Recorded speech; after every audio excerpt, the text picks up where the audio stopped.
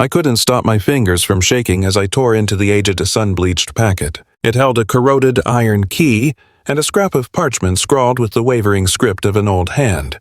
My darling girl, I have waited 14 years for you. My time has run out, but look to the barn, there is something there intended only for you. Do not let a soul take it before you arrive.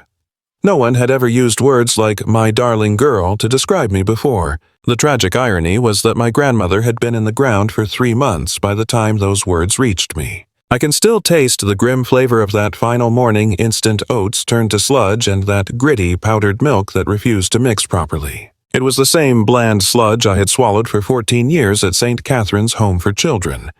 But this particular Tuesday in March carried a different weight. I swallowed it down knowing I would never eat here again. I am Josephine. Folks usually stick to Josie, though there haven't been many folks around to call me anything at all. At 21 years old, the state of Ohio had finally exhausted its obligation to house me. The system is not designed for hospitality. The moment you turn 21, the doors lock behind you. Whether I was prepared or not, and I certainly wasn't, time was up. I perched on the rim of my cot, gazing at the single backpack and pair of duffel bags that held my entire earthly existence. 14 years of survival condensed into 3 pieces of luggage, mostly just worn-out hand-me-downs. A handful of paperbacks I had salvaged from library discount bins, and a picture of my mother and father, the edges softened and the surface spider-webbed with creases from being held too tight for too long. In the image, they are vibrant and grinning before a white farmhouse that feels like a stranger's memory. My mother wears her dark hair in a ponytail the same shade as my own. My father's arm is wrapped tight around her waist, radiating a joy so pure it aches to witness it. I lost them at 7 years old to a slick road on a rainy November evening. In a heartbeat, my family, my home, and my understanding of the world vanished. All that remained was that photo and a caseworker promising I was headed to a safe place. Safe turned out to be a revolving door of failed foster placements and sterile group homes when the families stopped calling. I learned the hard way to live out of a suitcase, to keep my guard up, and to never assume permanence. Precisely at 8 o'clock, Mrs. Peaton rapped her knuckles against the wood. My caseworker was a fatigued woman in her 50s, worn thin by the parade of broken children shuffling through her office. I could hardly fault the exhaustion etched into her face. A vocation like hers would hollow out the strongest soul. She offered that practiced pitying smile, the specific expression adults use when they are dressing up bad news as a fresh start. "Josie, are you all set? We have a bit of paperwork to finalize." I gave a silent nod and trailed her down the corridor for the final time. We walked by the dorms of children still too young to be evicted into the cold reality of adulthood. We bypassed the mess hall where I had consumed thousands of tasteless dinners. We passed the rec room, a place where I had wasted eternity glazing over in front of a TV screen I never actually saw. Inside her office, Mrs. Peaton sank into her chair and retrieved a manila file bearing my name. 14 years of struggle distilled down to a single slender dossier. Here are your essentials ID, birth certificate, and social security card. Yes, ma'am. And you are clear on the support systems, the temporary housing options, and employment assistance. Yes, ma'am. She nodded, but then hesitated, her fingers hovering over a letter that sat apart from my main file, a look of perplexity crossing her features. It looked like genuine surprise. Actually, there is one final item. This arrived a week ago from a firm in Vermont. With all the discharge prep, it almost slipped my mind. She slid the package across the desk. The stationery was heavy, rich cream stock that whispered of wealth, stamped with the return address of Whitfield & Associates based in Burlington, Vermont. I knew not a single soul in Vermont, nor anyone who could afford paper of such quality. I peeled it open with extreme caution, wary of what might be lurking inside. The contents revealed a formal notice from Robert Whitfield Esco, stating that Margaret Eleanor Callahan, my maternal grandmother, had died 3 months prior at 79 years of age. I had to scan the lines twice to grasp the meaning. My grandmother was little more than a ghost in my memory. I recalled only a handful of visits from my toddler years before the accident shattered everything. Just fragments remained, a white house hands scented with cedar shavings, a gentle voice murmuring, "Little one." But after the funeral, there was only silence. Social services had reached out to her when I first entered the system, but she had refused to take me in. The excuse was that she was too elderly, too isolated, unfit for child-rearing. The sting of that rejection had seared me for years. I had blood kin out in the world, yet she decided to let me rot as a ward of the state rather than open her door. Countless nights I lay awake, tormented by the question what was so fundamentally broken about me that my own grandmother turned her back. Was I too much trouble, too scarred? Was there some deep, visible flaw in my soul that everyone spotted but me? I quit asking that ages ago. I buried those doubts in a dark corner of my mind I avoided at all costs. Pretending I was truly alone was safer than accepting the reality that people saw me and decided to walk away. Yet this legal document claimed otherwise. It said my grandmother remembered me in her final testament. My eyes watered as I scanned the page, the ink swimming before me. A homestead up in rural Vermont. 60 acres of earth, a main house, a stable, several sheds, and a bank balance holding roughly $12,000. The note told me to call a Mr. Whitfield to sign the deed and pick up a private parcel she had set aside just for me. $12,000. I dug into my jeans and felt $47 to my name. I'd never held more than a couple $100 at one time. That inheritance felt like $12 million, and the land 60 acres. I couldn't even visualize that much space, but it sounded massive. It felt unreal, like a clerical error. Mrs. Peaton stared at me, not bothering to hide her interest. "Is everything okay, dear?" "My grandmother passed away," I murmured, the voice barely sounding like mine. "She gave me a farm." Saying it out loud felt ridiculous, like I was reciting a script from a fairy tale. Foster kids don't get property. We inherit trauma and empty promises. Farm. Mrs. Peaton scooted her chair closer. "Up in Vermont, is that right?" I passed the paper to her. Her eyes grew round as she scanned the lines. "Josie, my goodness." She shook her head. "This is a fresh start." Is it? I doubted it.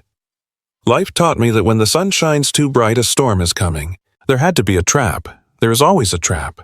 Yet the facts remained 60 acres a house bearing my ancestor's name and a woman who cast me aside. 14 years of silence, but she thought of me on her deathbed. Why? Why give me a gift now? If I wasn't good enough when I was a terrified 7-year-old begging for help, why am I good enough to own her land now? The mysteries piled up unanswered. All I had was the document, a brass key, and a gut feeling that my entire existence was shifting. I found a payphone outside St. Catherine's and dialed the contact listed on the page. My fingers trembled so much I messed up the keypad twice. On the third attempt, Mr. Whitfield picked up. He sounded kind but official, like a man who had spent a lifetime handling tragedies and miracles with the same steady tone. "Miss Callahan, I was expecting to hear from you. Please accept my condolences. Loss. You can't lose what you never held." "Thank you," I replied, reciting the polite script. "Your grandmother laid out very precise wishes," he went on. "The property transfers to you the moment you turn 18 or leave state care, whichever happens first. I also have a handwritten note and some keepsakes I must hand to you directly." Why didn't she? I bit my tongue. That wasn't a question for a stranger, but Mr. Whitfield seemed to hear the silence loud and clear. "She had her motives. I believe her writing will clarify the situation for you. How soon can you reach Burlington?" Soon. I had no ties here, no boss to answer to, no lease to sign. I had nothing keeping me. The wait list for the halfway house Mrs. Peaton suggested was 3 months deep. My backup plan was a cot in a homeless shelter. Suddenly, I had a destination. A place that was legally mine. "I'm on my way," I told him. I spent a chunk of my $47 on a bus ticket from Cleveland heading east. It was a 12-hour haul, pausing in towns I didn't know and would never visit again. I threw my backpack and duffels on board, taking a rear seat where I could stare out the scratched glass at the passing landscape. The people around me looked exhausted, drifters and runaways trying to escape their pasts. I was one of them. Crossing state lines into Pennsylvania and then New York, my mind drifted to my mother. That farm was her childhood. She knew every inch of those 60 acres. She lived in that house. She knew the woman I never would.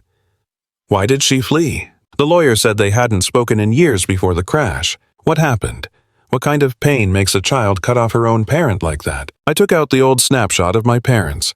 There was a white building behind them. Was that my new home? Was I staring at my future without realizing it? My mother's expression offered no clues. She just grinned at the lens, vibrant and lovely, having no idea she had less than 10 years left on this earth. I drifted off somewhere in upstate New York and didn't stir until we breached the Vermont border. The world outside the window had shifted during my nap, transforming into a series of undulating slopes dusted with the stubborn remnants of the winter snowpack. Stark white homesteads stood guard beside crimson outbuildings. Boundaries were marked by tumbled fieldstone walls that snaked through the pastures like fossilized streams. The whole scene felt curated like a painting. It was a universe away from the monochrome concrete sprawl of Cleveland I'd walked away from. Burlington was pint-sized compared to the metropolises I knew, yet it possessed a quiet magnetism I hadn't prepared for. Ornate Victorian structures guarded the downtown corridors while Lake Champlain sparkled on the horizon beneath a washed-out March canopy. Mr. Whitfield operated out of one of those historic homes retrofitted for business, yet refusing to surrender its old-world soul. The timber steps let out a low creak of protest as I made my way up. Mounted on the entryway was a brass lion, its metal gaze fixing me with a silent, ageless stare. He received me in the vestibule, a gentleman, roughly in his mid-60s, crowned with silver and possessing warm umber eyes that crow's-footed deep when he offered a smile. He was the living embodiment of the grandfather figure I used to conjure up back before I taught myself to stop hoping for family. "Miss Callahan.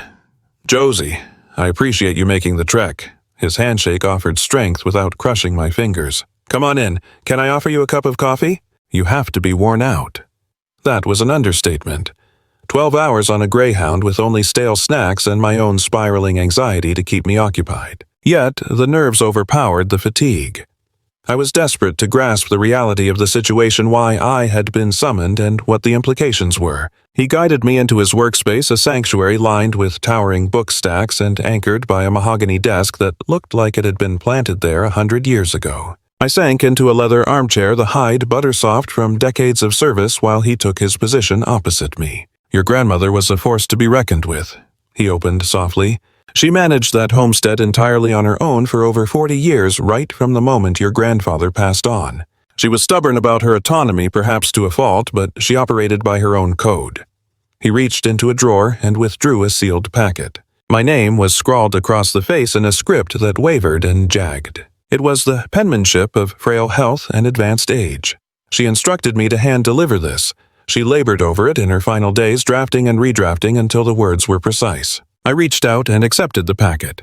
The paper carried a phantom weight as if it held not just ink, but decades of silence, unasked questions, and missing reasons. Should I open it right now? That is entirely your choice, though you might prefer some solitude for that. I gave a small nod and tucked the letter into my inner jacket pocket, resting it against my ribs. I wasn't steel enough for it yet. I needed to armor myself for whatever truth lay inside. Mr. Whitfield pressed on, outlining the logistics of the bequest. The homestead had stood vacant since her passing, tended to by a local caretaker named Wallace Brennan, whose fees were covered by the trust. Wally swings by twice a week to ensure the structure is secure and the pipes don't freeze. He's a decent soul. He knew your grandmother for 30 years. He's waiting to hear from you. Then, Mr. Whitfield's demeanor shifted, darkening slightly. He inclined his head toward me, lowering his volume. "There is one other matter. Your grandmother was adamant on this point. She instructed me to tell you that you can trust Wally implicitly, and," he faltered, measuring his next words carefully, "she warned that you must be vigilant. Not every visitor will have your best interests at heart. I believe she addresses it in her correspondence. I'm not privy to the specifics, but she seemed deeply invested in shielding you from a particular threat." A cold, pricking sensation washed over my neck. What sort of fear had haunted my grandmother? What sort of peril could be lurking on a quiet pastoral acreage? He passed over a ring of iron keys, heavy, antiquated things, along with a dense portfolio holding the deed's insurance policies and ledgers. The attached bank statement revealed a liquid balance of $12,347.16. It was a fortune compared to my usual empty pockets, more wealth than I ever anticipated seeing. And out there in the Vermont wilds, a homestead awaited my arrival. A piece of earth that had anchored my bloodline for generations. A place that now improbably belonged to me. "Your grandmother was meticulous," Mr. Whitfield observed. "Her goal was to provide you with freedom, not saddle you with a burden. The levies on the land are cleared until the year's end. Once that grace period is over, the next move is yours. Retain the title, sell it off, or rent the pastures to the locals. The path is yours to chart. There is no coercion here." I offered my gratitude and exited the study, feeling the sheer gravity of the revelation pressing down on me. 24 hours prior, I was just another system kid with empty pockets. Now I possessed land capital, a future I hadn't dared to dream of, and a cryptic caution from the dead. I ducked into a greasy spoon by the depot and paid for a cup of java I had no intention of drinking just to rent a booth for my thoughts. The air inside hung heavy with the scent of fried pork fat and potent. The aroma of roasted beans hung heavy in the air, and the worn plastic seat groaned under my weight. At the bar, a handful of regulars nursed their mugs, blissfully ignoring the drifter in the corner with her battered luggage and thousand-yard stare. With trembling fingers, I retrieved the heavy packet, my gaze fixing on the wavering ink that spelled out my identity. Those loops and lines belonged to Margaret Eleanor Callahan, a ghost I'd spent 14 years diligently erasing from my memory. I broke the seal with the utmost delicacy, terrified the fragile stationery might disintegrate in my grip. A sheaf of papers spilled out dense with that frail, unsteady scrawl. I pressed them against the laminate surface and focused on the opening line. My dearest girl. She didn't use my name. No Josie, no Josephine, just that intimate endearment. I suspect you are bewildered, she wrote, and likely furious. You are entitled to your rage. I will not demean you by begging for absolution. I am fairly certain such grace is beyond my due. All I can provide is the truth and perhaps a shot at the existence your mother dreamed you'd have. The narrative continued, spanning sheet after sheet. As Margaret laid out the history, the narrative I had constructed about my own abandonment started to fracture and realign. The rift between her and my mother had existed long before the crash, a wound left to rot fed by obstinacy and harsh phrases that could never be retracted. Margaret spared me the specifics, yet she squarely shouldered the guilt. She named her sin as pride, that arrogant rigidity which disguises itself as moral conviction until the damage is irreversible. By the moment she comprehended the magnitude of her error, my parents were already dead. When the state reached out regarding my guardianship, she confessed her soul yearned to agree. However, she was 65, isolated on a secluded homestead with failing vitality and no community to lean on. Barely able to tend to her own needs, she feared she would fail a 7-year-old orphan who had recently been stripped of her entire world. I persuaded myself I was acting out of love. The letter read, believing that you merited far more than a sick old woman in the hinterlands who lacked the capacity to nurture you properly. I trusted the authorities to place you in a warm home with folks who could offer the security and affection required for a true future. I was mistaken. I was spineless, and not a sunrise has passed since without me lamenting that decision. Though she felt unable to raise me, I had never left her thoughts. She had hounded the caseworkers for years, demanding reports on my welfare. A fund had been established in my name, grown incrementally with each passing season. She had fixated on the date of my emancipation, plotting for the moment she could attempt to balance the scales. This land is your birthright, she declared. Our blood has worked this soil for 5 generations, and it is yours now. The fate of the property rests in your hands. Should you choose to liquidate the estate and fund a new beginning elsewhere, I will not judge you. Yet, if you desire to remain and forge a life here, the tools for your survival are ready. Then I reached the passage that caused my lungs to seize. I have left an item for you in the stable, hidden within the rear storage closet. It holds the key to the remaining mysteries. I beg you, my precious child, exercise caution. There are vultures who may seek to usurp your legacy. Trust is a luxury, but Wally Brennan is a rare soul, my confidant for 30 years. Rely on him. He will be your ally. The admonition echoed in my mind. Who would want to steal my inheritance, and for what reason? The final sentences swam before me as moisture welled up, obscuring my vision. Forgive my lack of courage. I failed to be the matriarch you needed. My prayer is that this earth grants you the stability I could not. May you discover where you belong here, just as I once dreamed your mother would. I love you, Josie. My heart has always held you, even when my bravery faltered. I am profoundly sorry. I remained in that booth long after the final page was turned. The server topped off my mug a couple of times, offering silent comfort but granting me space with my reflections and the manuscript that had fundamentally altered my personal history. Decades of believing I was discardable. Countless evenings questioning my own worth. Yet she had been there in the shadows, ruminating, scheming, and yearning for my return. It did not magically wash away the isolation. It could not repair the scars left by 14 years in state care, a machine that viewed wards as logistical burdens rather than human beings needing affection. However, a mechanism within my soul clicked into place, opening a door I hadn't known was shut. Perhaps my solitude wasn't as absolute as I believed. Maybe in some way I had been held all along. I dialed the contact provided by the attorney for Wallace Brennan. A raspy baritone picked up almost immediately. "Brennan here. Mr. Brennan, it's Josephine Callahan, Margaret's kin. I've just touched down in Burlington." The line went quieter for a beat before he replied, his tone shifting from rough to remarkably tender. "I've been waiting for this call. Margaret spoke of you constantly, particularly in her final days." A jagged cough interrupted him. "You'll be needing transport to the homestead. It is a 45-minute drive from town, and I assume you're without a vehicle." He was right. I possessed very little in this world, yet it seemed I had found a soul willing to travel nearly an hour for an unknown girl simply because she was the legacy of a friend he had loved. We set the plan for the following day. He promised to collect me from my temporary lodgings and ferry me to the estate. I passed the night in a bargain bin room, eyes fixed on the plaster above, unable to shake the words my grandmother had written. A secret concealed within the outbuilding. Strangers who might attempt to seize my inheritance. Rely on Wally. What legacy sat there for the taking? Why did she feel the need to underscore the danger? She flagged it first in the solicitor's formal paperwork and then again in her private note.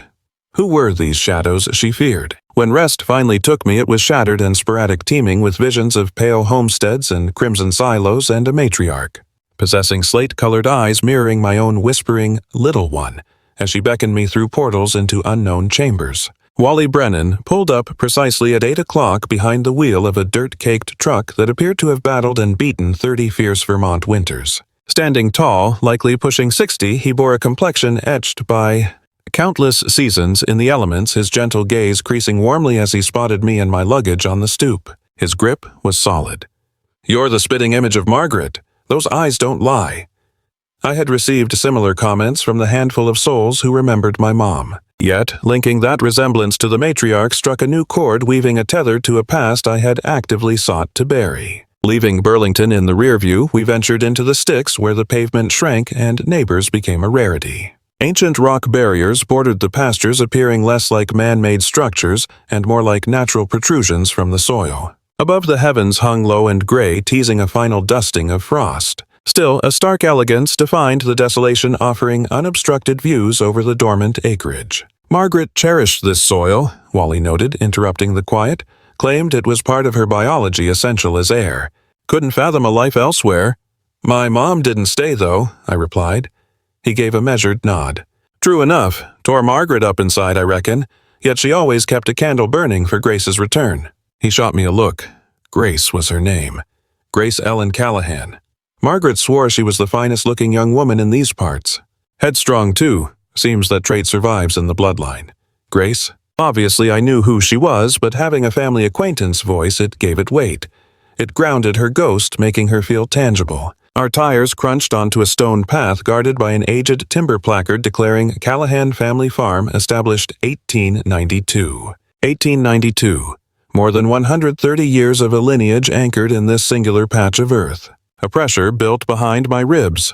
Then the homestead appeared, a quintessential vision of New England architecture. Bleached siding paired with emerald window covers and a perimeter deck that dipped a bit to the left. Though the finish flaked here and there and timber covered select panes against the cold, the edifice retained a sturdy dignity. It radiated safety and resilience. "She's a fixer-upper," Wally remarked, seemingly telepathic. Structure's sound, though. Margaret maintained the vitals. Shingles were redone 5 years back. Heater was swapped out last season. The base is as tough as ever. Only the surface details slipped through her fingers near the finale. Looming in the backyard was a massive silo, its crimson hue weathered to a gentle oxide tone that appeared to radiate warmth against the gloomy sky. A handful of sheds dotted the grounds, giving way to pastures that reached for the far-off woods. 60 acres. The scale of the estate was nearly impossible to grasp. Urban life trains you to count inches. Out here, the horizon felt infinite. Wally killed the engine by the porch, and we climbed down. The atmosphere struck immediately crisp and frigid enough to sting the lungs. The scent was alien. Soil-burning timber and an undefined biological essence. The aroma of vitality persisting despite the frost. Margaret lived out in the shed mostly. Wally noted, guiding me to the weathered building. Her true passion was in there. Follow me. The entrance was colossal, the hinges protesting like arthritic joints as he hauled them apart. The interior froze me where I stood. I anticipated tractors, perhaps decaying fodder, or corroded implements, the usual detritus of a farm.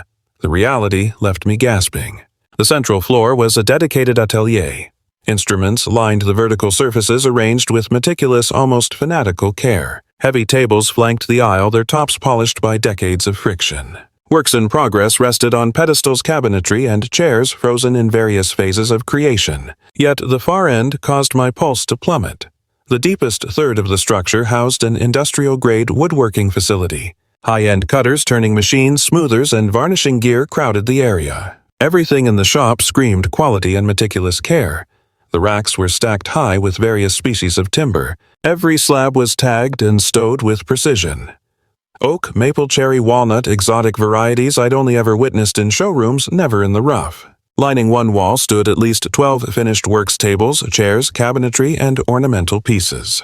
The craftsmanship was surreal, bordering on impossible, the timber radiating a deep, lustrous sheen. You couldn't find a seam if you tried. The joints were that perfect blending piece into piece. You know, your grandmother was a legend among Vermont woodworkers, Wally murmured, standing by my side as I tried to wrap my head around the sight. Taught herself everything, believe it or not. Picked it up after your granddad passed her way of wrestling with the loss. Turns out, she was a natural. I drifted through the workshop in a trance, trailing my fingertips over the glass-smooth wood and taking in the delicate craftsmanship. Every item revealed more than just technique. They were labors of love and pure artistry. They weren't mere furniture. They were sculptures. She had buyers from galleries and private collections spanning all of New England. Wally kept talking. That's how she kept the lights on all this time. That's how she built up the savings she passed down to you. For me. Every sale, every aching hour, hunched over a bench, it all went into a fund just waiting for the day I'd finally show up. I didn't even know I had a place to return to, let alone a home. She wanted this to be yours, Wally told me. The gear, the lumber, the inventory, the whole lot. She had this hope you might pick up the trade, keep the tradition alive, but she knew you might just want to cash out and start fresh somewhere else. The point was to give you options. Options. That was a concept I'd never owned before. I went where the state shipped me, stayed put until told otherwise, and packed my bags when the clock ran out. The notion that I could actually chart my own course was terrifying, alien, and beautiful all at the same time. Wally guided me to the rear of the barn to a converted tack room, now serving as a compact office. It held a desk, a filing cabinet, and a neat stack of oversized wooden crates against the plaster. This is what she talked about in her letter, he noted. She dedicated her final months to getting this sorted for you. Ledgers, contacts, even guides she wrote herself. She even filmed herself demonstrating techniques just in case you ever wanted to learn the ropes. I cracked the lid on the top crate to find a library of leather-bound notebooks, every spine marked with a year and subject. Woodworking Fundamentals, 1985. Master Joinery, 1992. Restoration and Finishing, 2001. There were dozens holding a lifetime of hard-won wisdom. In the next crate, I uncovered a stash of USB drives, 47 of them all cataloged by date. Another box held Rolodexes of gallery contacts and collectors alongside a ledger tracking 20 years of commissions. My grandmother hadn't just made furniture. She'd constructed a livelihood, a legacy, and bequeathed the whole thing to me. Buried at the base of the final crate was another wooden vessel. This one was petite, exquisitely turned, with my name, Josephine, engraved in flowing script on the cover. I tried to lift the lid, but it wouldn't budge. It was locked, and I didn't see a key anywhere. Underneath my name, there was a carved instruction, "Open when you are ready." I gazed at the carving, trying to decode the message. Ready for what? And how on earth would I know Wally saw the look on my face?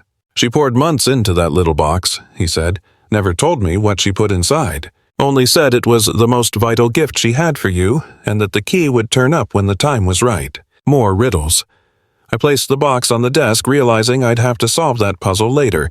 My brain was already saturated. We used the remaining daylight to tour the grounds. Wally walked me through the cottage, checking every room, pointing out what was solid and what needed a fix. We traced the property lines defined by those crumbling stone walls. He showed me the apple orchard out back, wild and overgrown but still bearing fruit. He led me to the eastern border where the creek cut through the land. The water ran black and frigid under a delicate glaze of ice. Your grandma used to rent these pastures to a neighbor for hay, he mentioned. She had to quit about 5 years back when her joints got too stiff to mend the fences, but the earth is rich if you ever decide to farm it. As twilight settled, streaking the horizon with amber and gold hues I'd never witnessed back in Cleveland, Wally extended an invitation. Come over for supper. My wife Lorraine and your grandmother were thick as thieves for decades. She's been at the stove all day praying you'd show up. She'd have my hide if I came home without you. I didn't hesitate to say yes. The prospect of facing my first night solo in that silent farmhouse awash in my grandmother's memories and my own turbulence was something I wasn't ready to handle. Lorraine Brennan was a soft maternal woman with a kind moon face who didn't hesitate for a second. Even though we were strangers, she wrapped me in a tight embrace, holding me as if I were her own flesh and blood. The house smelled divine. Heavy with the aroma of slow-cooked beef garden vegetables and yeast rolls straight from the oven, a feast designed to heal the soul. Between bites, she spun tales about Margaret, painting a vibrant picture of the woman that ink on paper simply couldn't capture. Your grandmother had a spine made of iron. Lorraine chuckled, her voice thick with love. If she set her mind on something, you couldn't move her an inch yet. She possessed a heart bigger than this whole valley. Take Wally, for instance. When he snapped his leg 6 years back and was laid up for 3 months, she suddenly needed a consultant for her carpentry. She matched his regular pay just to have him sit around and critique her work. We all knew she didn't need the advice, but she knew how to help a neighbor keep his dignity. The conversation eventually drifted to the heavy silence that had existed between Margaret and your mother. Grace was never far from her lips, particularly toward the end, Lorraine murmured. There was a snapshot pinned near her tools. I'd see her staring at it when she was alone. That distance destroyed her inside, and when the news came about Grace passing, Lorraine's face fell. I believe she lost a piece of her own soul that day. The guilt she carried was a heavy burden. Leaning across the table, she locked eyes with me. But you were always on her mind. She tracked you down, gathered every scrap of news she could, and spent years preparing for the moment you were free from the foster system. It's not just land and timber, sweetie. She intended to give you a trade, a purpose, something solid to stand on. She wanted you to belong somewhere. Later, curled up in the Brennan's spare bed, my mind raced through the revelations. In just 48 hours, the narrative of my existence had been completely rewritten. I had transitioned from a solitary discard of the system to the keeper of a homestead, an artisan's history, and a family name I barely knew. Yet Margaret's cautioned words wouldn't leave me. Some will attempt to steal your birthright. Rely on Wally. Who were these shadows? What was their agenda? And why was her ghost so desperate to protect me from them? Clarity was approaching faster than I realized. For that initial night in the mountains, enveloped by the warmth of people who cherished my bloodline, I embraced a sensation absent for 14 years, true optimism. If this story has grabbed you, drop a line below. Hit that subscribe button and tell me your theories, what's hiding in that secured chest. Also, have you ever unearthed a secret about a loved one after they were gone? A detail that completely altered your perspective on them or even your own identity? I read all your comments and they mean the world to me. Now, back to the moment a mysterious visitor arrived with an ultimatum that froze my veins. He appeared on a Tuesday, exactly 2 weeks into my new life at the estate. I was stationed in the workshop studying digital archives on a computer borrowed from Wally. The video showed Margaret explaining the intricate grain flow of a cherry timber slab. Her weathered hands followed the wood's texture with a gentleness that broke my heart. She was 73 at the time of filming. With her gray locks tied back and her apron dusted in shavings, she looked working class, but her gaze was piercing and her tone held the authority of a true master. Don't force it. The timber reveals its own destiny, she stated, staring into the lens as though peering through time to find me. Your job is simply to hear it. The sound of rubber grinding against loose stone snapped me to attention. I hit pause. Wally wasn't scheduled until Thursday, and I had no other guests. During my fortnight here, only 3 souls had ventured up the drive. Wally doing welfare checks, Lorraine delivering hot food, and the postal worker who dropped boxes at the gate without a word. Stepping to the workshop doors, I peered into the yard.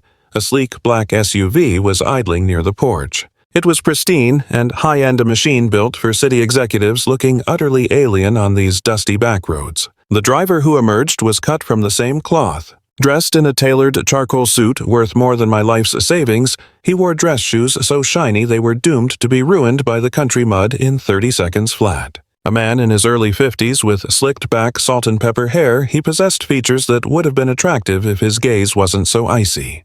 He flashed a grin as I approached, but the warmth never made it past his mouth. "Josephine, I presume?" he asked, offering a manicured hand. "I'm Garrett Hollis. Your grandmother and I did business together." I took his hand, driven by the automatic reflex of politeness, but my gut twisted into a knot. Instantly, Margaret's ominous letter screamed in my head.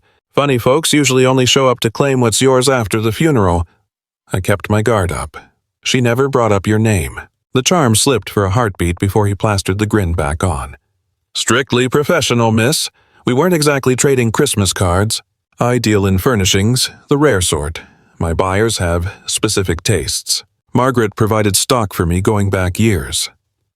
I stayed quiet. Group homes taught me that keeping your mouth shut makes people talk just to fill the air. Garrett Hollis scanned the yard, his gaze weighing every inch of the land like a butcher eyeing a cut of meat. He took it all in this main house, the outbuildings, the pasture rolling out to the woods. "Quite a view you have. Land like this fetches a premium lately. Market's booming. Is there a reason you're here, Mr. Hollis?" He pivoted, and the warmth evaporated instantly. The nice guy act vanished like smoke. In its place was something cold and jagged. "Straight to the point, then. I'm bearing bad tidings, unfortunately." He dipped a hand into his coat and produced a crisp, folded paper. Margaret was under contract, 10 bespoke items for a Boston buyer.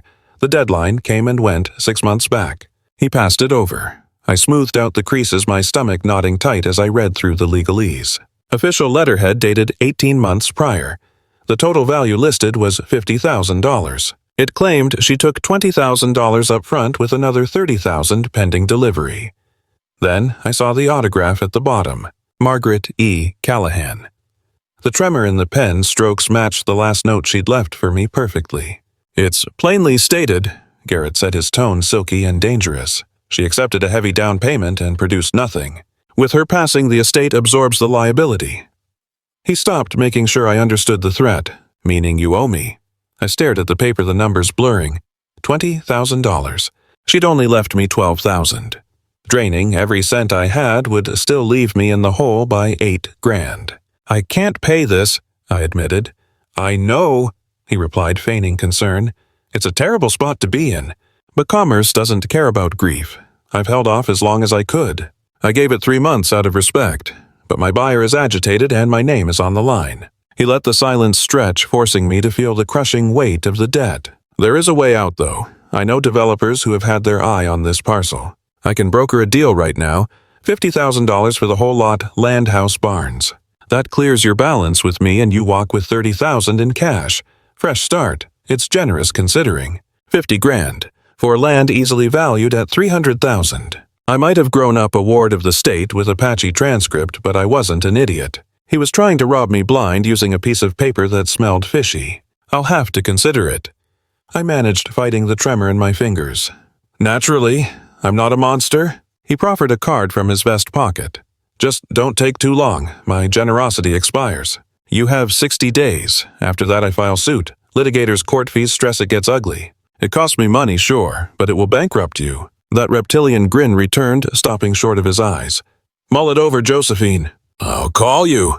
He sauntered to his truck, radiating the entitlement of a man who never hears the word no. He gunned the engine and peeled off, leaving me alone in the dust, clutching the paper while panic took root in my gut. I tracked Wally down in his back shed, smoothing out a block of wood. It was a chunk of oak destined to become a keepsake box for Lorraine's party. He caught sight of me and the sandpaper dropped. "Child, what's wrong?" I spilled the whole story.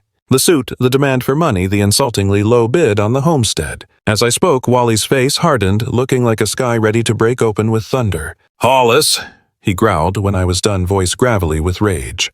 "Vulture? I figured he'd circle back the minute Margaret passed." "He's familiar," sadly. Wally aggressively scrubbed the dust from his palms, his movements jerky. "He tried to hustle your gran a long time back. She chased him off with a broom, said he reeked of a scam. But look at this," I said, shaking the paper. "That is definitely her autograph. It appears legitimate." Wally snatched the document, examining every ink stroke with deep focus, his forehead wrinkling. "I'll admit the penmanship matches. However, Margaret wouldn't have been caught dead making deals with a guy like him. She absolutely despised him. Always claimed he was the sort who'd trade his own flesh and blood for a profit. So how can I demonstrate this agreement is a forgery?" He gave a slow, negative shake of his head. I'm unsure right now, although there is a person who could offer assistance. Sheriff Ray Dawson. He spent years digging into Hollis's affairs, desperate to find one charge that actually sticks. Perhaps he holds some actionable intelligence. Later, when darkness fell, rest refused to come. I rested in the very spot where Gran passed her final days, gazing up into the gloom, while anxiety and uncertainty circled in my thoughts, hunting me down like a pack of wild predators. $20,000, 60 days, the threat of court. I possessed zero assets aside from the meager inheritance Gran bequeathed to me. I lacked allies and had no clue how to battle men of Garrett Hollis's caliber. I was just a former ward of the state who entered adulthood with barely $47 to her name. How could I possibly compete with a wealthy developer backed by legal teams, complex paperwork, and the icy arrogance of a seasoned manipulator? Perhaps accepting his buyout was the smartest move. $50,000 represented a fortune beyond my wildest dreams. It offered a fresh start elsewhere, free from shady agreements, shadowed intimidation, and riddles I couldn't solve. Yet the moment that notion crossed my mind, my spirit violently rejected it. This land was my birthright. Gran had dedicated years to preparing for my eventual arrival. She had hoarded cash, sorted her ledgers, and recorded scores of films to instruct me in her trade. She exhausted every effort to provide me with a solid footing. Now, a wealthy outsider aimed to steal it using a potentially fraudulent document.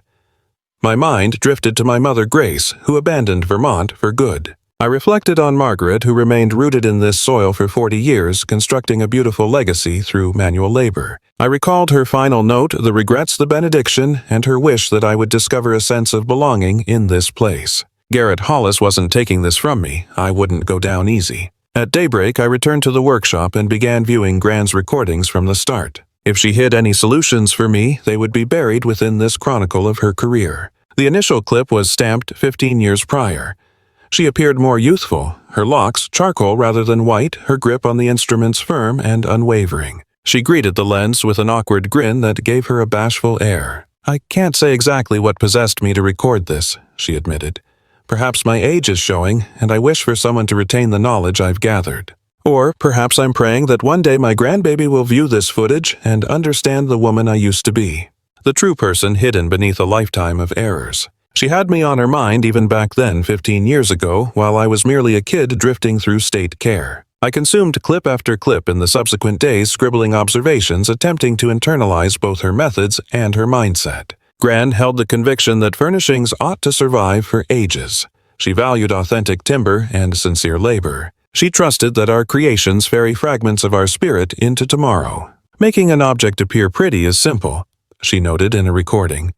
"The true talent lies in crafting something substantial, something genuine that persists long after you've departed." During day 3 of my viewing spree, I encountered Caleb Ashford. I was out front wrestling with a fence segment crushed by heavy snowfall when a voice drifted from the street asking if I required assistance. I spun around to find a guy strolling up the path. He was lanky and tall, sporting a deep tan and chestnut locks that tumbled over his brow in a messy curl. His attire was functional and threadbare denim and a rolled-sleeve plaid shirt, while his footwear bore the thick clay distinct to daily farm labor. "The name's Caleb," he announced, pausing a short distance off with a relaxed grin. "Our place is roughly 2 miles down. Word got out that Margaret's kin finally showed up." "I'm Jossie," I replied, clasping his extended palm. His shake was solid and rough, the skin of a man accustomed to toil. "I'm aware. Your Nan spoke of you constantly." He beamed, and unlike the developer, the warmth touched his eyes. "She was a saint. Saved my folks when we were in a tight spot." He recounted the tale while we repaired the barrier. His fingers moved with expert speed, leaving me scrambling to match his pace. 6 years back, a bad accident shattered his dad's leg just as sowing season began. They lacked the funds for laborers but couldn't survive a failed harvest. Then, one dawn, my grandmother appeared with an offer. She insisted she required an expert opinion on her woodworking blueprints. Offered top dollar for it, too. "Whole town knew she didn't need advice from the likes of me," Caleb murmured, punctuating the sentence by driving a fence post home with 3 rhythmic, heavy strikes. Woman was the finest craftsman in the county, likely the entire state, but she invented reasons to pay us so it never stung our pride. That was just her way. His words lingered in the air as we labored. I pictured her solitary on this land for all those years, silently propping up her neighbors even as the rest of the world let her fade from memory. She had stitched herself into the very fabric of this place with invisible threads of grace, bonds I was only just starting to unearth. "Does the name Garrett Hollis mean anything to you?" I ventured. Caleb's face turned to stone. "I know him. Vulture's been circling these hills for ages, preying on seniors who don't realize the gold mine they're sitting on. My own Nan nearly signed over her deed to one of his shell companies before she died. Caught it by a hair. He paid me a visit yesterday," I admitted. "Says Margaret left a debt, $20,000 regarding some unfinished commission." Caleb froze mid-motion, fixing me with a grave stare. Hogwash. Margaret despised the ground he walked on, warned every soul within 10 miles to steer clear. She wouldn't have signed a birthday card from him, let alone a contract. "But how do I demonstrate that?" He paused, mulling it over. "You need to talk to Sheriff Dawson. He's been compiling a dossier on Hollis for a long time, mostly regarding fraud. Hollis has a nasty habit of waving papers around the second a person passes and can't argue back." It echoed exactly what Wall Alley had suggested. Ray Dawson felt like my only lifeline. I headed to his station later that day. Law enforcement operated out of a modest brick structure downtown, squeezed tight between a tool shop and a greasy spoon. Dawson was a towering figure in his mid-50s, sporting a heavy mustache and a grip strong enough to pulverize stone. "Margaret's grand girl, I presume?" he asked, sinking into his office chair. "She spoke of you often. Never missed a chance to bring up your name when our paths crossed. Once asked if I had the resources to locate you. I told her it wasn't that simple, but she kept the faith." "I know," I whispered. I discovered her correspondence. Then I laid it all out, Hollis the alleged debt, the 60-day deadline, and the insulting bid for the land. Dawson's face journeyed from curiosity to realization, finally landing on icy rage. "That miserable leech," he grunted when I fell silent. "Pulled the exact same stunt on the Henderson family last year, and the Morrisons prior to that. Stalks the obituaries, then appears on the doorstep with paperwork alleging unpaid loans. Before the grieving kin can make heads or tails of it, he's bullied them into liquidation for a fraction of the value. Then the document is a forgery, undoubtedly, but demonstrating that in court, that's the hurdle." He exhaled, leaning back heavily. "Hollis is cunning. He's run this racket for ages, and we've never managed to make charges stick. He mimics signatures well enough that we can't cry foul without costly forensic analysis. Most folks are too tired to fight. They just pay the ransom or sell the dirt to get him off their backs. I don't have that luxury," I stated. "This homestead is my only possession." Dawson scrutinized me, a glimmer of admiration sparking in his gaze. Margaret was an obsessive actuary of her own life. If there's proof that document is a sham, it's buried in her archives. Something confirming she wouldn't touch Hollis with a 10-foot pole. A diary page, a memo, a log. You need to hunt it down. He made sense. If Margaret knew Hollis was a snake, she would have written a warning. She would have left breadcrumbs. It was up to me to follow them. I returned to the outbuilding and began a methodical purge of her papers. Customer ledgers, invoices, letters exchanged with museums and buyers. I scoured the pages until my vision swam desperate for the name Garrett Hollis or a shred of evidence to expose the fraud. By day 4, I stumbled upon a secret I hadn't anticipated. I was clearing the workstation in the tack room, sweeping every compartment for overlooked scraps, when the dimensions of the lowest drawer struck me as odd. It lacked the depth one would expect from a piece of that magnitude. I removed the drawer entirely, tracing the wood grain with my fingertips until I located a concealed groove in the angle. A gentle amount of pressure released a catch, and a false floor sprang up. Nestled within was a stack of envelopes bound in a ribbon that time had drained of its color. There were easily 200 of them. My fingers shook as I retrieved the cache and read the top address. It bore my name. Josephine Callahan, care of the Ohio Department of Child Services. My hands trembled as I broke the seal. "My darling Josie," the first line read, "Today marks your 8th birthday. I pray that wherever you are surrounded by cake and gifts, feeling truly cherished. God, how I wish I could be there beside you. I ache to hold you close and whisper just how deeply your grandmother adores you." The pages continued, painting a vivid picture of the homestead in spring, the apple orchards exploding in pink and white, the soft babble of the creek at dawn. The postmark was 14 years old. I reached for the next envelope, dated exactly 1 year later, my 9th birthday. Then my 10th. Then another and another. Year upon year, milestone after milestone. Every lonely birthday I endured in the foster system had a corresponding letter. Every solitary Christmas passed without family was accounted for here. There were missives for the first day of school for Easter and for quiet random Tuesdays when I was simply on her mind and she needed to reach out. Yet each envelope bore the same heart-wrenching red ink return to sender. Address unknown. Or the even crueler, recipient refused. 247 letters in total. Collapsed on the tackroom floor, ringed by 14 years of undelivered affection, a vital part of me finally broke. For so long I had convinced myself I was abandoned. Countless nights spent staring at the ceiling, questioning my worth. An entire lifetime believing I walked this earth solo. Yet she had been there, ink on paper, marking every holiday, every birthday, and every ordinary moment of longing. She had attempted to connect 247 times, and every attempt was rejected.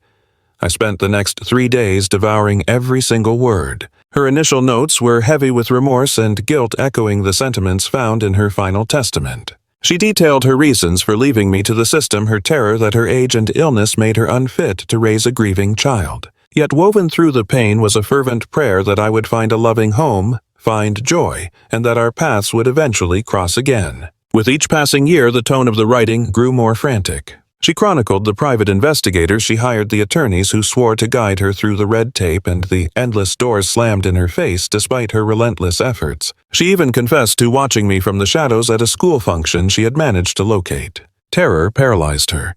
She feared her presence would only disrupt my life. "I saw you today," she wrote. One letter described the scene. "You were on the court in the gym playing basketball. You have grown so tall, so stunning. You are the spitting image of your mother at that age. Everything in me wanted to rush over and embrace you, but fear held me back. Suppose you rejected me. What if I am nothing but a stranger to you? What if seeing me only reopened your wounds?" As time went on, the focus shifted to my future, the monthly savings, the estate she was securing for me, and the instructional videos she filmed, hoping I might one day share her craft. "I might not live to see your face again," she penned, in a note dated a year prior to her passing. "But never doubt that you were cherished every single day you breathed. Even in the silence, even without anyone to say the words, you were loved, Josie. You were always loved." Amidst the affection, I uncovered something else, a recurring name always accompanied by a dire caution. "If Garrett Hollis ever approaches you claiming rights to this land or waiving a contract, do not trust a word he speaks. The man is a crook and a deceiver.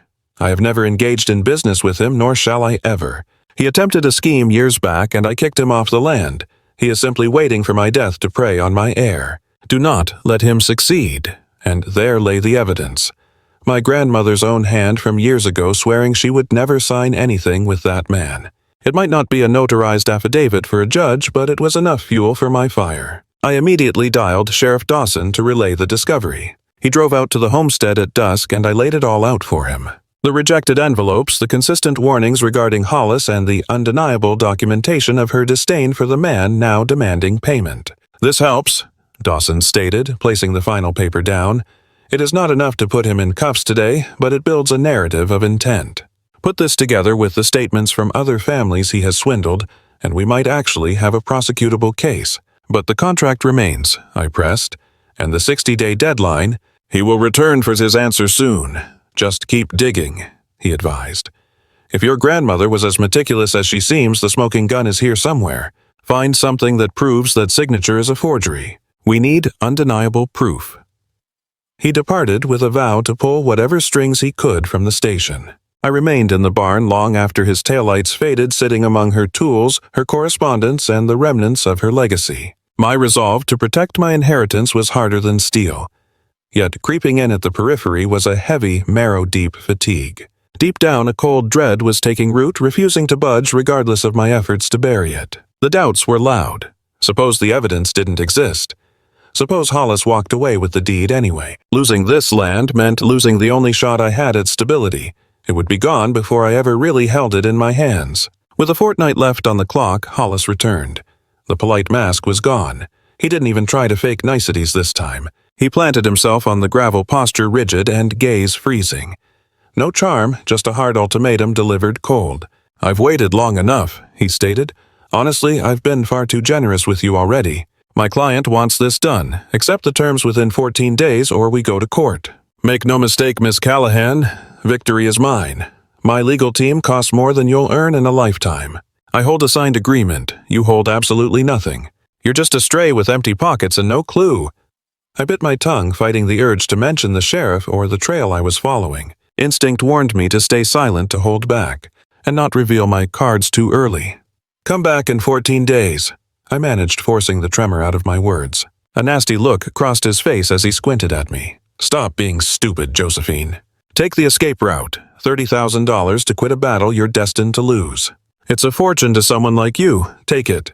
14 days, I said again. He glared, muscles jumping in his jaw before spinning on his heel and marching to his truck in silence. 14 days, he shouted while opening the door. "Time runs out then. Don't blame me when the judge rules against you." Later, in the quiet of the workshop, I queued up the last file in the archive. Recording number 47. The final entry. Time had clearly taken its toll on her since the previous clips. She seemed brittle. You could see the tremors in her fingers as she set up the shot, and she sounded worn down by sickness. Yet her gaze remained lucid, burning with the same affection that inspired this whole project. "Josie," she spoke, staring into the lens like she was looking right through the screen at me. "If you're seeing this, I've passed on. You're likely standing there wondering how to handle this legacy, the equipment, and the chaos." A grin spread across her face, bridging the gap between the living and the dead to warm me. "I can't say if woodworking calls to you," she went on. "Maybe you'll stay, maybe you'll sell, or maybe you'll torch the place. No matter what, I won't judge. I just need you to realize that building things is in your DNA. Your ancestors raised these rafters manually. Your grandfather laid the rock perimeter that protects this land, and your late mother was a brilliant painter before she moved away." She stopped for a beat, then continued with a sudden, fierce conviction. "You can't escape it, honey. The drive to bring beauty into the world is part of you. It doesn't have to be with timber. Just make sure you respect that spark and construct a life of substance." She moved closer to the lens, her tone dropping to a serious whisper. "Pay close attention now. This is the vital part. If a stranger shows up demanding payment or waiving a contract they say I signed, call them a liar. Watch out for Garrett Hollis. He's been swindling folks around here for ages. He tried to bully me into a deal once. I kicked him off the land and threatened to involve the police if he returned." Retrieving a sheet from off-screen, she showed it to the lens. "Here is my true autograph. Notice the tiny dot beneath the letter M. You'd miss it if you weren't searching for it. I've included that flaw in every official paper since your grandpa passed. It is my personal failsafe against fraud. Any document missing that speck is a counterfeit." I hit the spacebar, blood rushing in my ears like a drum. The scratch beneath the letter M, a microscopic detail invisible to the ignorant eye. A security measure Hollis had no way of knowing existed. I snatched up the paperwork he left and scrutinized the bottom line. The name, Margaret E. Callahan, was scrawled there, a near-perfect mimicry. Near perfect but flawed. The space beneath the M was empty. I had him. It was a fake. Hollis was a criminal, and I finally had the ammunition to take him down. But Gran wasn't quite done with her message. There was a final instruction, her tone shifting to a gentle murmur. "That personalized chest I bequeath to you, the key is stashed away where only a builder with a true eye for the craft would spot it. I rigged it that way intentionally. Once you've truly absorbed the lessons, once your hands understand the work, the hiding spot will be obvious. The contents of that box are your armor. Inside lies everything required to shield yourself and construct the future you are worthy of." The screen went black, leaving me in the dim quiet of the stable gripping that sham agreement, while my mind raced with thoughts of concealed latches and the battles on the horizon. I held evidence of Garrett Hollis's deceit, yet I suspected it wouldn't suffice on its own. The final piece of the puzzle was in that chest. I had to locate that key. Unlocking it meant growing into the woman she always envisioned I could become. If you're still reading, if you recognize that mix of dread and anticipation, talk to me. Have you ever been forced to reclaim what is rightfully yours? Ever stood your ground against a manipulator trying to steal your legacy through falsehoods? Leave a thought below. Your resilience fuels mine, and it bolsters everyone else here who might be struggling in silence. And make sure to follow along if you haven't, because the contents of that box changed the game completely. It turned the tide. The key was hiding in the table. It took me 3 full days to put the pieces together. 3 days of looping her footage, honing my technique until my muscles burned and wood dust settled into every pore of my skin. I was hunting for a breadcrumb, a subtle nod she might have dropped to point the way toward the answer. The epiphany struck at 2 in the morning, on the 3rd night, right when fatigue had forced my brain to stop overthinking. I was slumped at the bench, gazing at that little cherrywood stand I'd assembled back in my second week at the farm. It was my debut project, crafted by following one of her beginner's guides to the letter. Just a basic four-legged surface with a simple top. Utilitarian, unimpressive to anyone with a trained eye. It wobbled enough to need a wedge, and the staining was blotchy in patches, but it was mine. I'd built it with my own two hands, guided by her patience. I'd taken rough lumber and shaped it into something that worked. I traced the wood grain, feeling the texture through my toughened fingertips. Then it hit me. Video 23. She had taught this specific build. She had narrated every saw stroke and joinery detail, explaining the why behind the how, but right at the close, almost casually, she mentioned a detail missing from the written blueprints. A modification, she'd called it, a hidden pocket milled into one leg, invisible unless you knew exactly where to push. A true piece holds a secret, she'd grinned, eyes twinkling, a ghost in the machine. A fragment of your soul tucked away in the timber, known only to the maker. I upended the furniture immediately, scanning the supports. They appeared seamless and uniform. There was no visual cue to set one apart, but I probed the inner surfaces, hunting for the resistance of a mechanism. The third leg yielded with a click. A small sliver of wood swung out to reveal a hollow chamber. There, swaddled in old velvet, lay a small brass opener. My fingers trembled as I retrieved it. Such a tiny object to carry such heavy significance. She had designed this final exam knowing only a dedicated student would solve it. She bet on my ability to learn to become someone capable of understanding her legacy. I took the key to the tack room and dropped to my knees before the box bearing my name. The brass fit the keyhole like a missing puzzle piece returning home. A twist, a mechanical sigh, and the lid rose. 3 items awaited me inside. First, a distinct ledger bound in leather and unlike her personal diaries. It was marked Business Records and Important Notes 1990 to present. I leafed through the pages, taking in the orderly handwriting. Every transaction, commission, and client detail was noted with rigorous precision. Then, on a leaf dated 8 years prior, the air left my lungs. Garrett Hollis visited. Attempted coercion regarding a commission I never accepted. When I declined, he turned hostile. I banished him from the grounds and forbade his return. The man is a charlatan and a cheat. There's absolutely no world in which I do business with him. Taped right below the entry was the old blank agreement Hollis had pressured her to accept years ago. Beside it, she'd scrawled a message in crimson ink. Save this evidence. He won't stop here. If he can't break me, he'll go after whoever takes over when I'm gone. Somehow, she had the foresight to know Garrett Hollis wouldn't just disappear, that he'd eventually return with some forged paperwork to rob her of her life's work. She'd laid the groundwork, ensuring I had the ammunition to stand my ground against him. Next up in the crate was a stuffed manila packet. Inside, I uncovered financial logs spanning decades, deeds, and a meticulous catalog of every piece of furniture my grandmother had ever crafted and sold. There was also a legal affidavit from her lawyer, Mr. Whitfield, signed just 6 months prior to her passing. It formally declared that Margaret Eleanor Callahan had 0 professional ties to Garrett Hollis or his cronies. However, the third discovery was the one that completely undid me. A note penned by a different hand, youthful, firm, lacking the shaky grip of old age or sickness. The envelope bore my grandmother's address here on the farm with a return label from Ohio. It was my mom's writing. I knew that script instantly from the handful of birthday cards that survived my youth. The treasures I'd guarded fiercely while bouncing between foster homes, clinging to them like sacred charms. My fingers shook so violently I struggled to tear the flap. The date at the top was only 3 days before the crash that took my parents. Dear Mom. It started. I froze, reminding myself to inhale.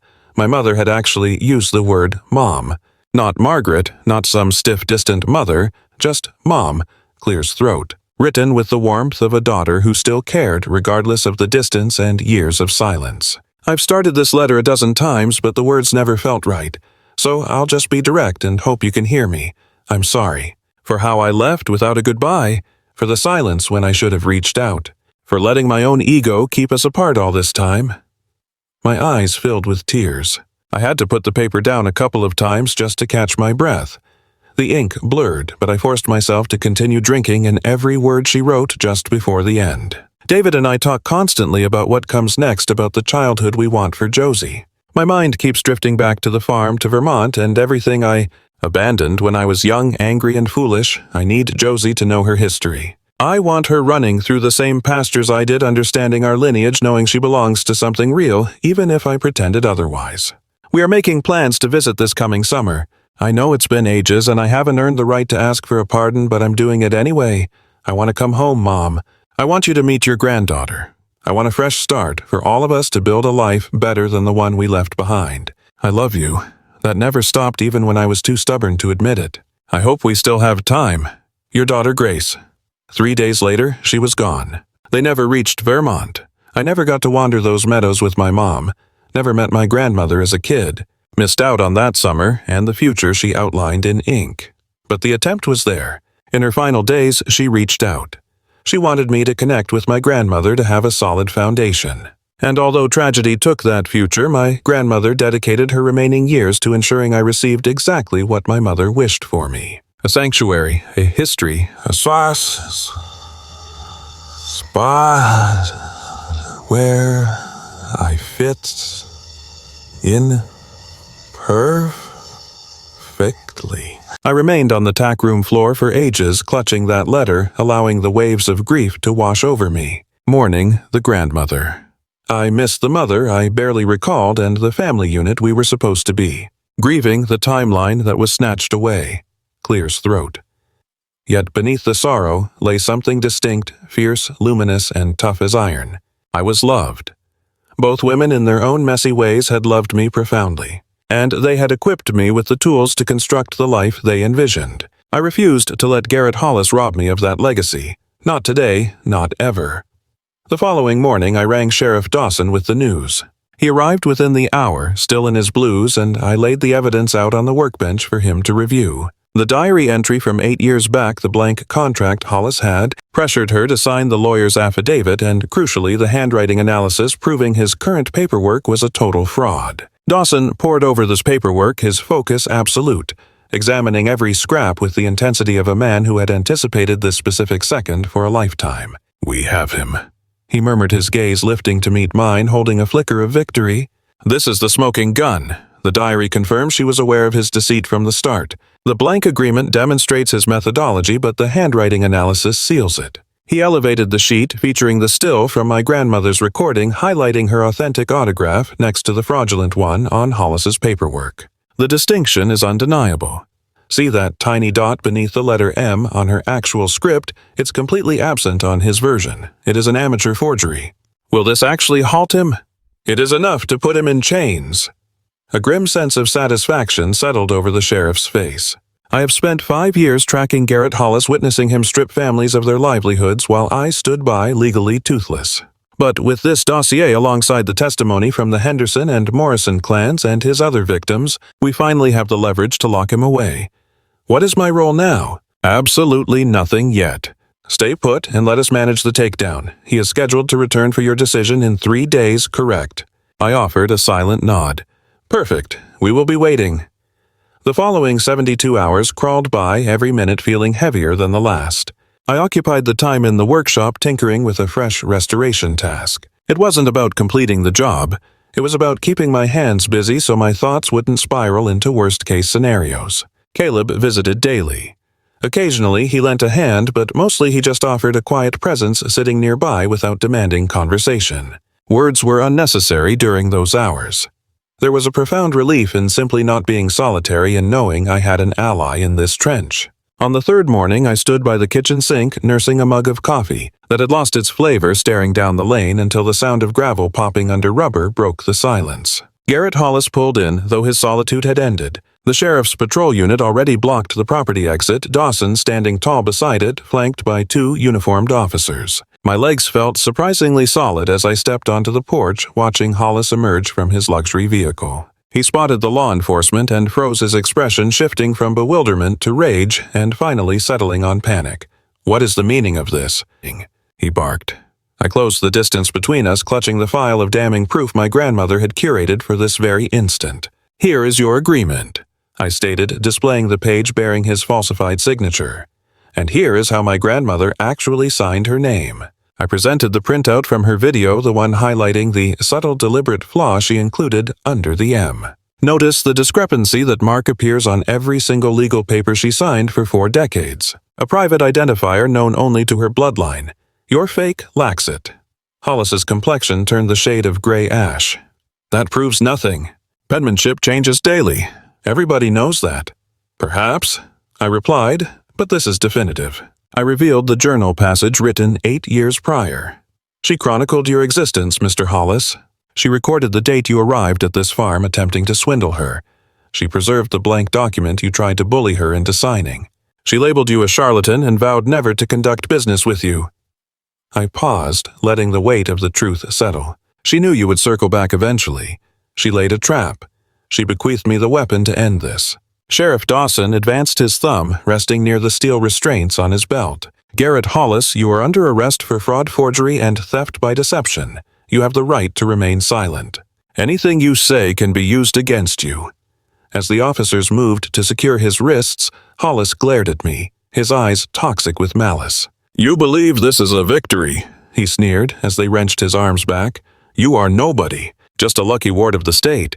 You don't merit this land, or the inheritance, or any of it. My mind drifted to the trials I had weathered to reach this threshold. The years spent in foster care, the isolation that shadowed me, the ingrained fear that I was broken and unlovable. I remembered my grandmother's 247 letters intercepted and returned, never reaching my hands. I thought of my mother's dying note penned 3 days before her passing, filled with desperate hope for a reunion that death stole. You are mistaken, I whispered, feeling the truth of it in my marrow.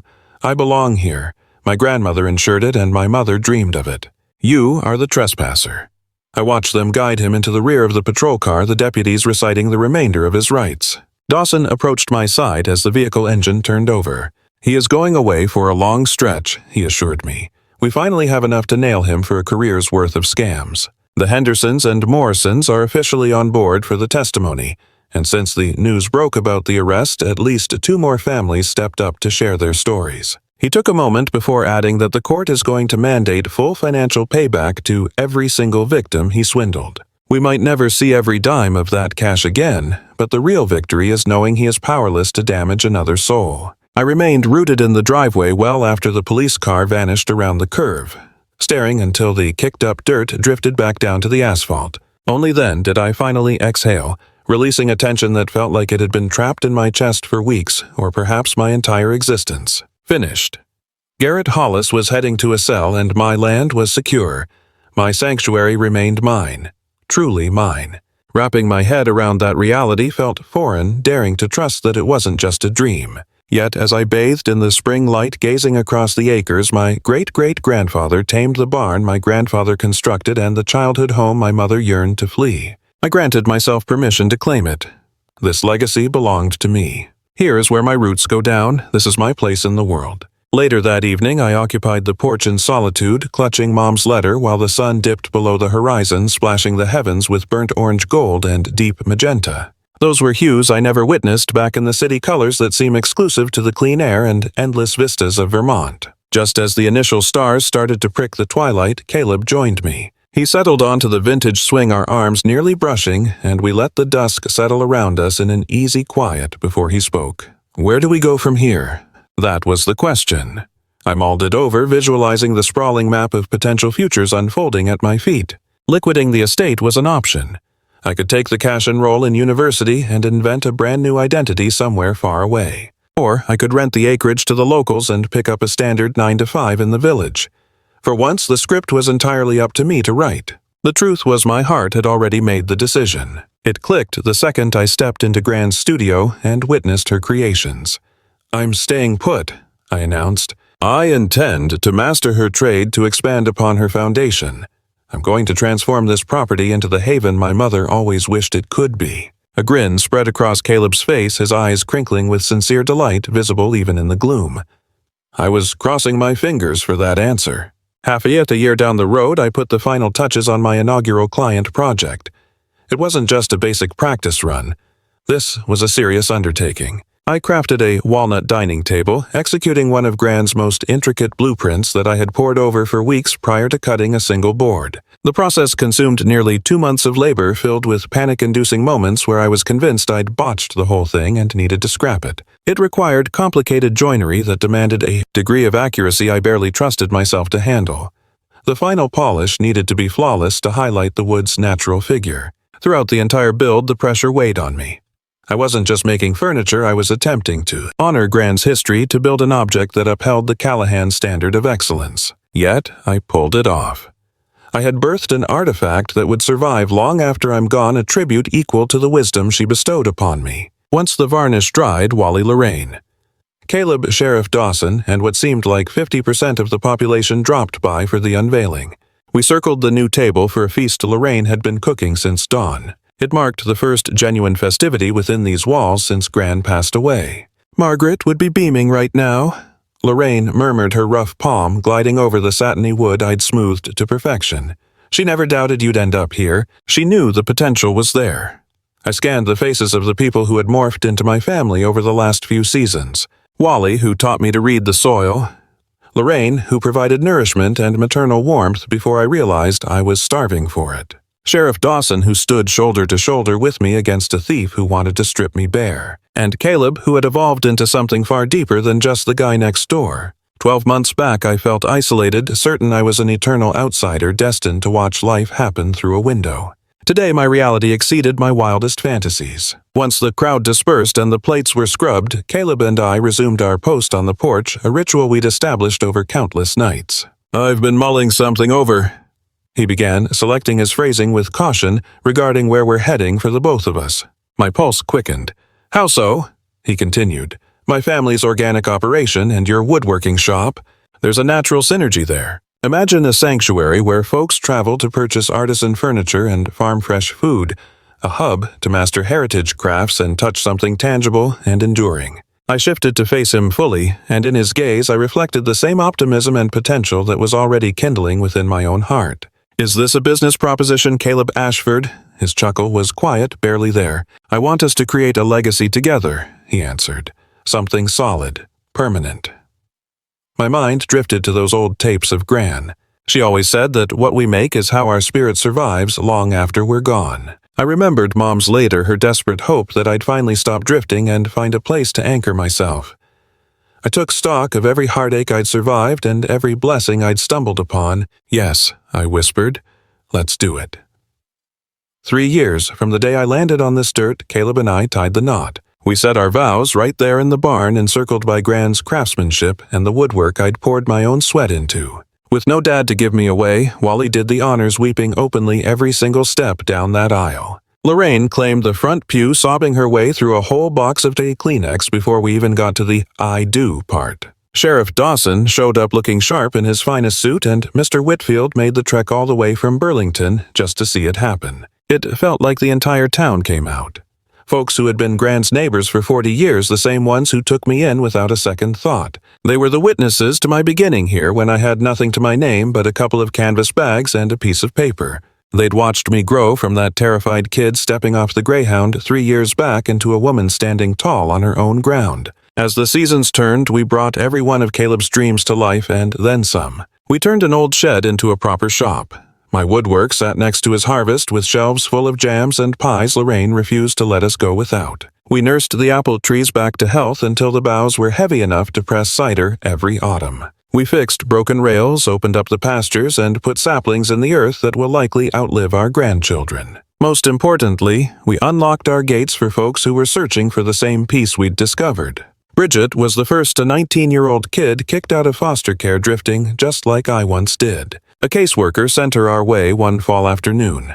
She arrived with her guard up, terrified and certain that the universe had it out for her. I knew that expression. It was the same mask I used to wear. I gave her work, a warm bed, and a trade she could rely on forever. She didn't trust it. She kept waiting for the other shoe to drop, looking for the trap behind the kindness. But there was no trap. Just an open door offered as freely as Gran had offered it to me. Turns out, the girl was a natural woodworker. In a few short months, she was building things that gave my own work a run for its money. A year later, she was running classes, handing those tools down to the next person who needed a lifeline. She finally exhaled. The fear of losing it all began to fade from her eyes. It didn't stop with her. As the years rolled on, 12 more lost souls found their way to us. A few stuck around just for a season, leaving with a newfound trade and a spine of steel. Others put down roots just like Bridget. But every single one walked away different, equipped to carve out their own path. 5 years after the deed came into my name, I started a project that meant the world to me. I pulled out a slab of walnut I'd been hoarding wood granite marked Save for Best. It was stunning material, the grain running deep and seeming to hold a light of its own. I held off until my hands were steady enough to honor it.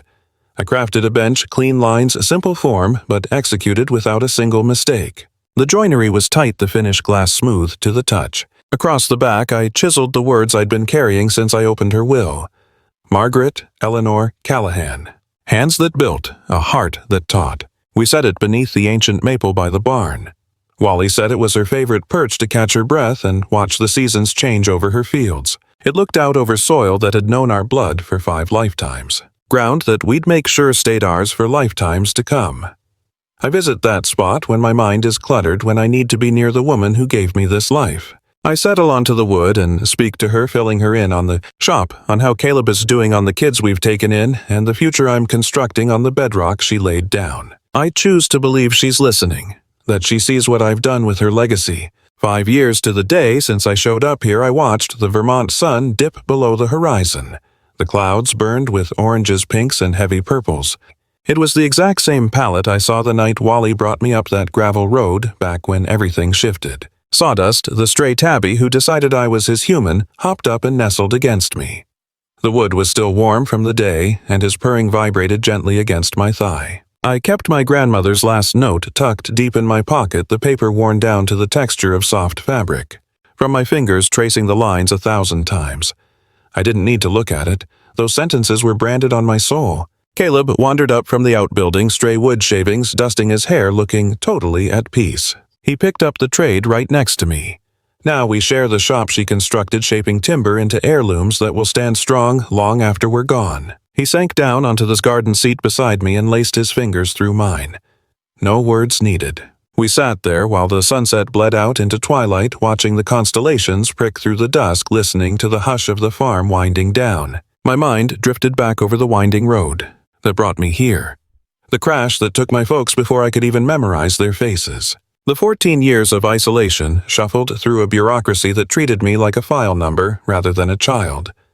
All that time convinced I was broken merchandise. Then came that envelope showing up right as I aged out of the group home. The long drive north to the mountains, unearthing a heritage I didn't know was mine. Finding out an old woman had been holding me in her heart from a distance. Learning my mom tried to return. The neighbors who didn't hesitate to embrace a stranger.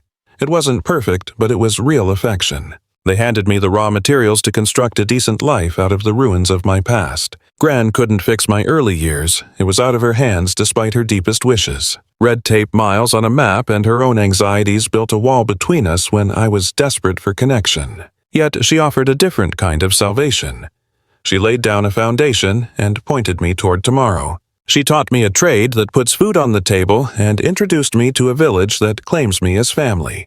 She left behind a trail of evidence, recordings, notes, decades of planning just to prove I was cherished every second, even while I felt invisible. I've come to realize that knowing you matter is the biggest offering of all. Above us, the galaxy unveiled itself, dusting the Vermont air with specks of glittering light. A hoot echoed from the woods.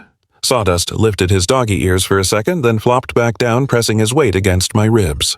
I rested my head on Caleb. He was warm, solid, the ballast that kept me from capsizing when life got rough. Tomorrow meant the grind started again.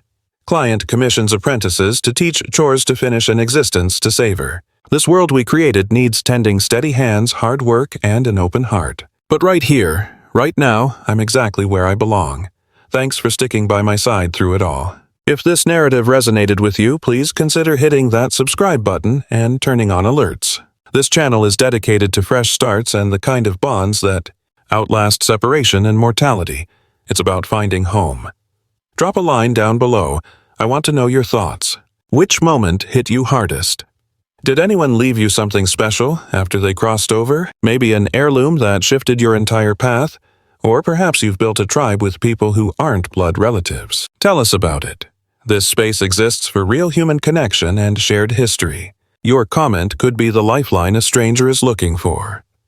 Catch you later, but keep this in mind. You're never too old to connect with your heritage. It's never the wrong time to realize you were cherished. It's never too late to come home.